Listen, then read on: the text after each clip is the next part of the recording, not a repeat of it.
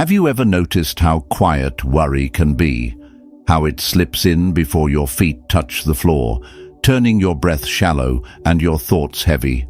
Most of us wake each day already burdened by yesterday's regrets, tomorrow's unknowns, and a constant pressure to hold everything together.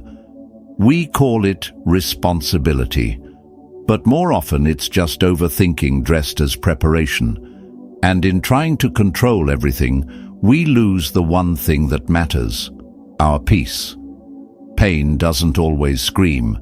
Sometimes it lingers in silence, in the way we overgive, in the way we tense without knowing why. We carry wounds we never named, fears we never questioned, and expectations that were never ours to hold. But what if you didn't have to carry all of it? What if peace wasn't something to chase, but something to return to? In this episode, we won't chase more answers. We'll return to stillness, quietly, deliberately, through the wisdom of Stoicism. Stay with me. You might just remember what your soul already knows.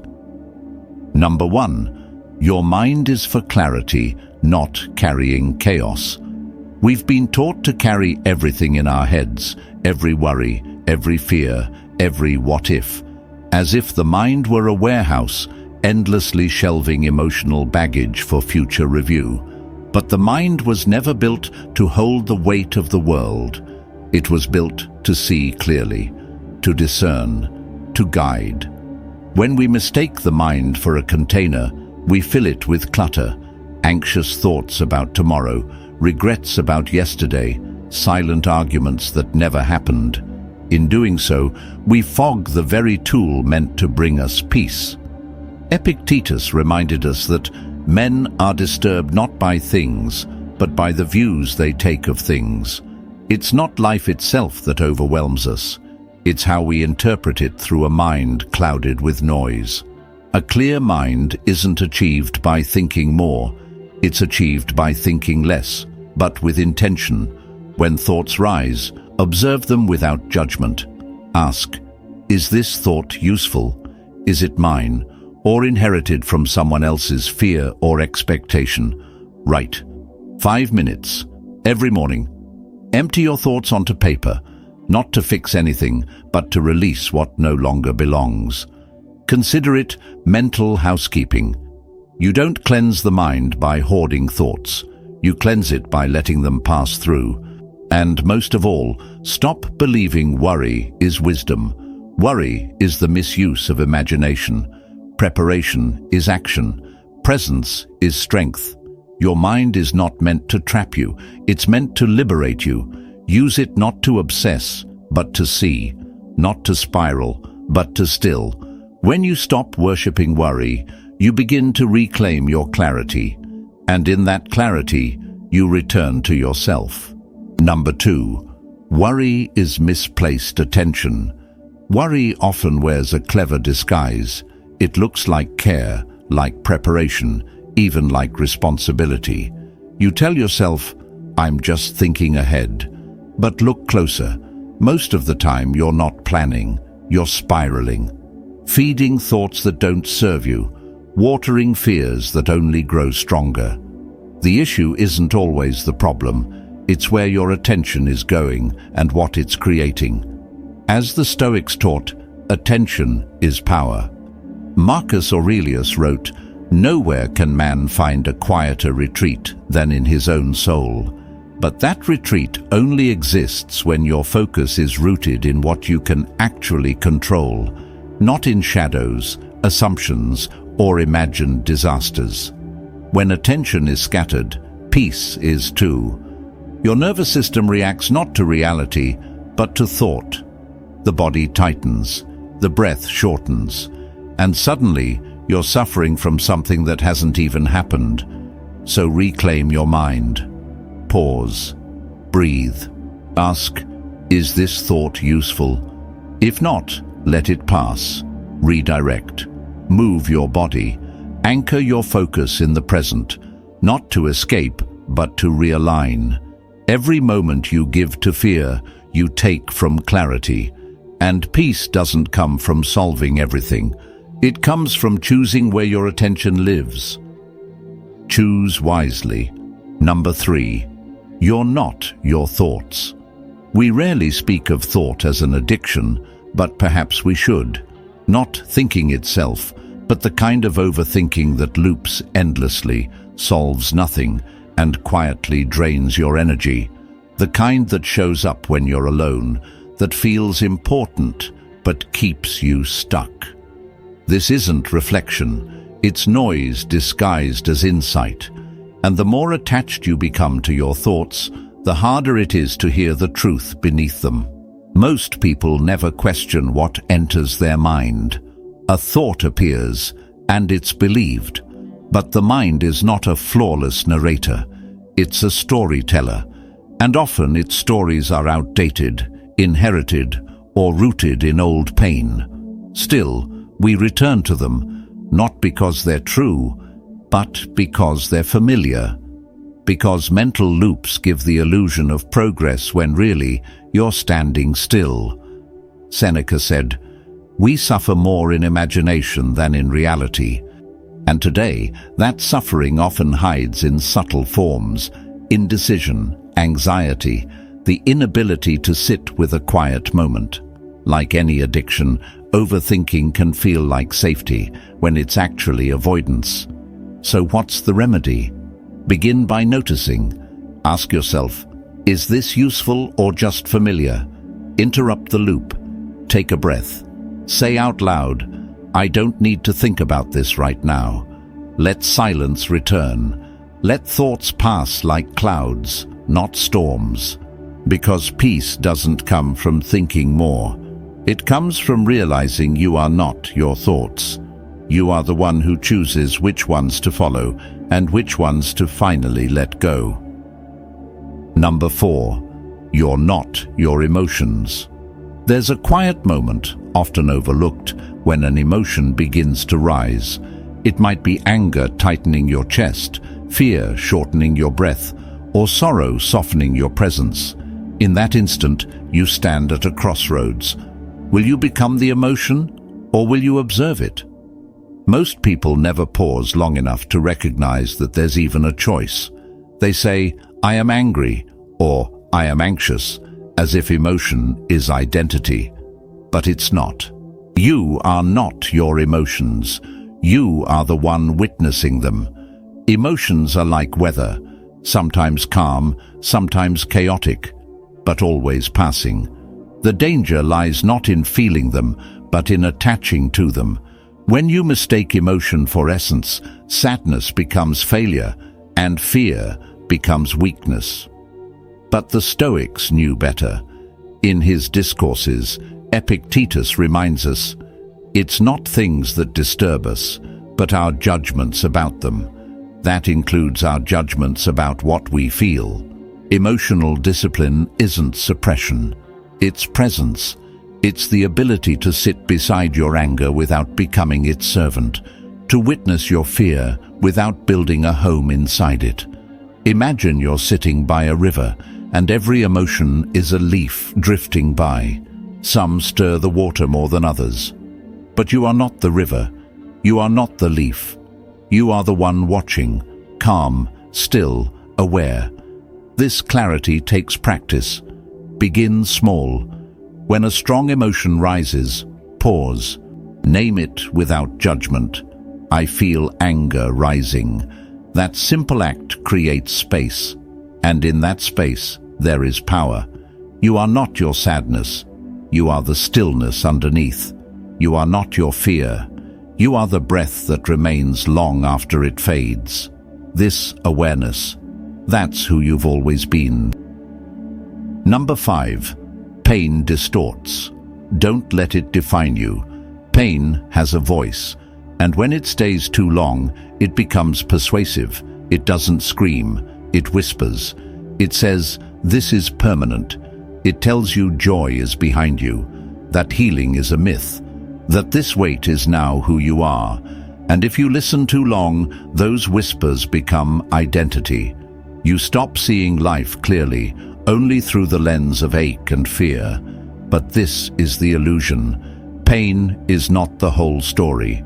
It's a chapter, not your definition. We've all been there. Grief that clouds every thought. Betrayal that lingers like smoke. Sorrow that settles in like a second skin. When pain endures, it doesn't just hurt. It rewires. It lowers your ceiling, shrinks your world.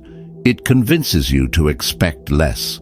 Not because you should, but because you've been hurting too long to remember what it felt like to hope. The Stoics never denied suffering. They studied it. Marcus Aurelius once wrote, "If you are distressed by anything external, the pain is not due to the thing itself, but to your estimate of it, and this you have the power to revoke." This is not about pretending everything's fine. It's about reclaiming authorship over your experience. So, start here. Acknowledge the pain, but don't obey it. Question its voice. Is this truth, or just the echo of a wound left unhealed? Then move, breathe, stretch, create. Let the body remind the mind you are still becoming. Pain is a teacher, not a home. It can visit, but it does not get to stay. You are allowed to grow beyond what hurt you, and you are allowed to answer back. This may be where I am, but it's not where I end. Number 6. Let the mind rest. Let pain pass. There's a kind of pain that resists every solution. You can dissect it, reason with it, replay every detail of the moment it began, but nothing changes. Not because you haven't thought enough, but because you've thought too much. Healing doesn't come from looping scenarios in your head. It comes from surrender.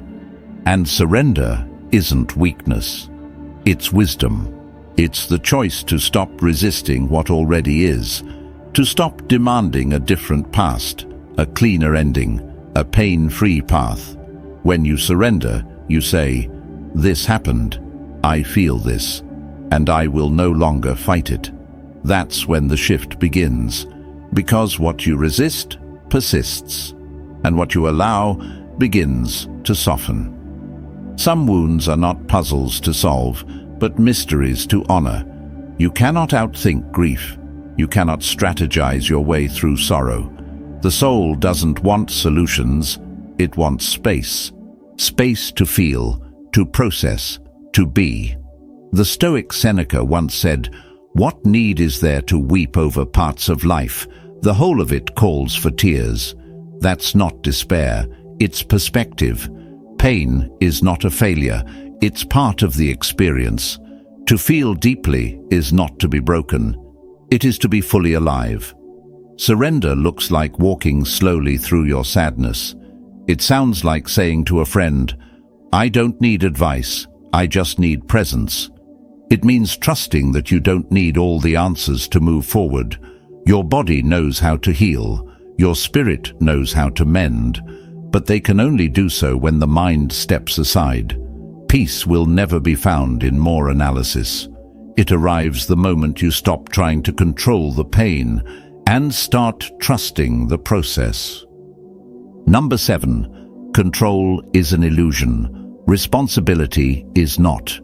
We're taught early on that if we plan well enough, speak carefully, or work relentlessly, life will bend to our will. That control is safety. That certainty is earned. But life, real, unfiltered life, doesn't care for our scripts. It changes without warning, unravels even our best-laid plans, and reminds us in the most humbling ways. Control was never ours to begin with. You can't control another person's choices. You can't force someone to stay. You can't dictate timing, perception, or outcomes. Trying to do so only leaves you bitter and exhausted. But here lies the quiet power of Stoicism. While control is an illusion, responsibility is not. And responsibility is where your strength begins. You are responsible for how you show up, for how you respond, for the values you embody when the storm arrives. It's not about shaping the world to your will. It's about shaping yourself to face it with clarity and courage. Epictetus said, "Some things are up to us, and some are not. Wisdom is knowing the difference. Freedom is living by it. You can't calm the ocean, but you can learn to sail. You can't stop the wind, but you can adjust your sails." This is responsibility, not flashy, not dramatic, but unshakable. In a world obsessed with results, the Stoic path whispers something deeper. Release the outcome, master the self. So next time you feel overwhelmed, ask, am I clinging to control or stepping into responsibility? One burdens, the other liberates. Let go of what was never yours, and walk forward with strength, presence, and grace. That is more than enough. Number 8. Detach with grace, not indifference. Detachment is one of the most misunderstood virtues, especially in Stoic thought. Many mistake it for coldness, for shutting down, for not caring. But real detachment isn't about withdrawing from life. It's about showing up fully, without losing yourself in the process. It's not the absence of emotion, it's the mastery of it. True detachment is the quiet strength that says, I can love without clinging. I can care without control. I can let go and still remain whole. We suffer not because we care, but because we attach our identity to what we cannot control. Someone's opinion, a job title, a relationship. The moment those things shift, we feel as if we collapse. That's not love. That's dependence. Marcus Aurelius wrote, "Receive without pride. Let go without attachment." He didn't say to avoid joy. He said not to chain your peace to it. Detachment means holding space for life, its highs and lows, without being swept away. It means you feel joy, but don't chase it. You feel grief, but don't become it. You let people go without letting it break who you are. Because everything in life is borrowed, roles, seasons, even love. And if your peace depends on keeping what cannot be kept, your suffering will always follow. So no, detachment is not indifference. Indifference says, I don't care. Detachment says, I care deeply, and I still release. And in that release, you discover the truest kind of freedom. Not freedom from feeling, but freedom from being consumed. Not the absence of emotion, but the presence of wisdom. Number 9. Stillness is a choice, not a circumstance. We often imagine peace as something we'll stumble upon. After the chaos fades, the noise dies down, the calendar clears. But the world doesn't stop spinning. The deadlines won't disappear. The noise rarely quiets. And if you wait for stillness to come from the outside, you'll be waiting forever. Stillness isn't granted by your environment. It's claimed by your awareness. It's not the absence of movement around you. It's the presence of depth within you. The Stoics knew this well. They lived through wars, betrayals, and exile, yet they wrote about tranquility as a state always within reach. Marcus Aurelius once said, "Nowhere can man find a quieter or more untroubled retreat than in his own soul." He wasn't describing a fantasy.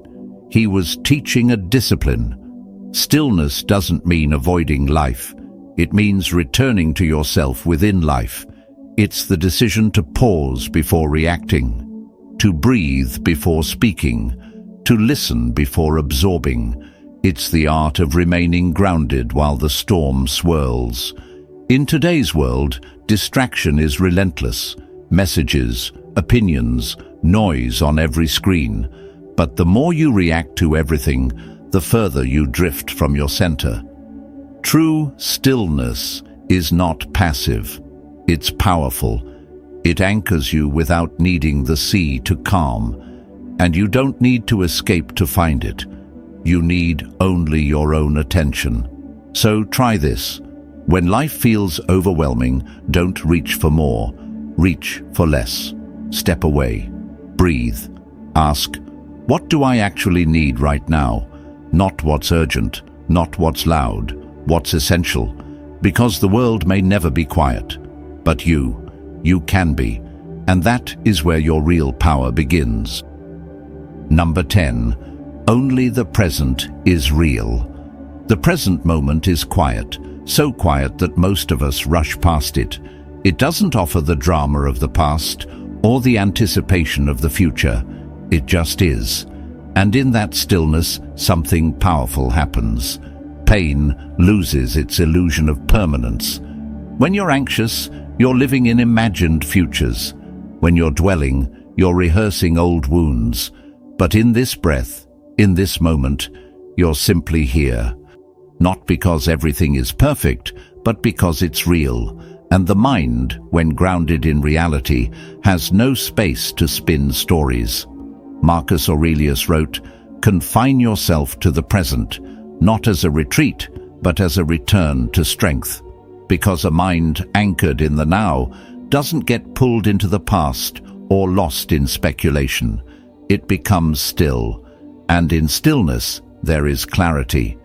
You don't need hours of silence to practice presence. You need awareness in the smallest choices. Feel the water as you wash. Notice the sky as you walk. Listen without waiting to speak. Because peace doesn't land in memory or fantasy, it lands in stillness. And stillness only lives here, in the now. Number 11. Feel deeply, but choose wisely. Emotions hit hard. Pain feels endless. Heartbreak echoes.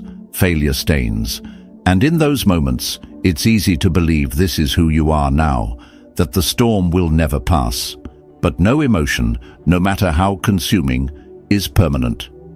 What does last is how you respond.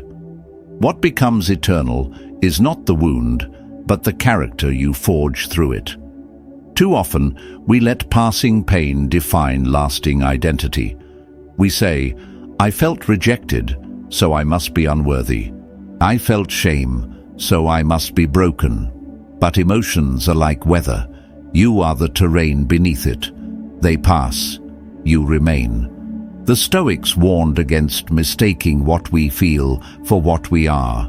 Seneca wrote, "No man is more unhappy than he who never faces adversity, for he's not permitted to prove himself." Adversity, then, isn't destruction. It's invitation, an opening to reveal your depth, your courage, your values. The culture we live in moves fast, reacts fast, labels fast. But wisdom is slow. It doesn't rush to define the moment. It waits, watches, and asks, is this pain shaping me, or am I choosing how to meet it? That's the difference between becoming reactive and becoming resilient. So when everything feels overwhelming, pause, ask, is this the version of me I want to remember, or just the voice of pain trying to speak for me? Because storms pass, but the choices you make in them, they echo far longer than the rain. Number 12. Let go with wisdom. There's a kind of strength the world rarely celebrates, the strength to release. We're taught that holding on means loyalty, that fighting for something means we're strong. But sometimes the bravest act is to walk away, not out of bitterness, not out of defeat, but because you've finally chosen yourself. Letting go isn't giving up, it's waking up. It's saying, I will no longer water what no longer grows. I will no longer carry what doesn't belong to me. True strength isn't measured by how long you endure something that drains you. It's shown in knowing when to stop. The Stoics didn't cling to pain. They sought clarity, calm, and inner freedom. Epictetus said, freedom is the only worthy goal in life. But that freedom begins within. And nothing steals it faster than holding on to what's already gone. People, outcomes, expectations. Letting go doesn't erase what was.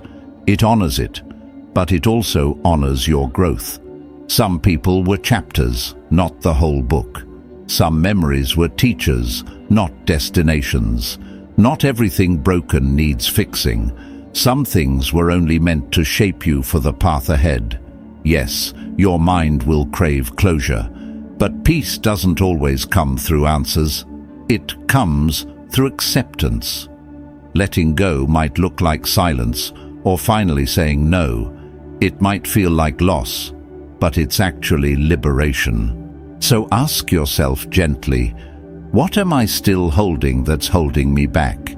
And know this, the moment you release it, you don't lose yourself. You return to yourself. That space you create. It's not empty. It's sacred. It's where your freedom begins again. Number 13. Stillness is your strongest anchor.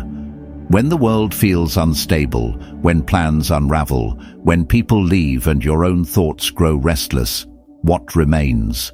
What do you hold on to when everything around you shifts? The Stoics had one answer. Not success, not certainty, not even control, but stillness, the unshaken ground within. Stillness isn't the absence of problems. It's the presence of clarity in the middle of them. It's the quiet strength that doesn't waver when life roars. And it's not something you earn at the end of a journey. It's already within you, beneath the noise, beneath the fear, waiting to be remembered. Marcus Aurelius, emperor and philosopher, knew this well. He wrote, "Look well into yourself. There is a source of strength that will always rise if you look there." In a world that glorifies motion and urgency, we forget. Peace isn't found by running faster. It's found in the moment we pause, breathe, and come back to ourselves. Stillness doesn't mean you stop caring or withdraw from life. It means you respond with intention, not impulse. It means you lead from presence, not panic. It means that when life tests you, you return to your values before you react. It takes practice. Some days you'll feel grounded. Other days you'll feel lost again.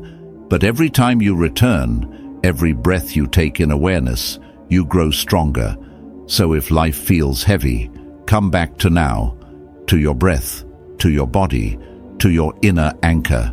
Because when everything else falls away, your stillness is what remains. And from that stillness, true power begins. Let go of what weighs you down. Choose stillness over noise. If this spoke to you, share it. Comment, "Stillness wins," and subscribe to walk this path together.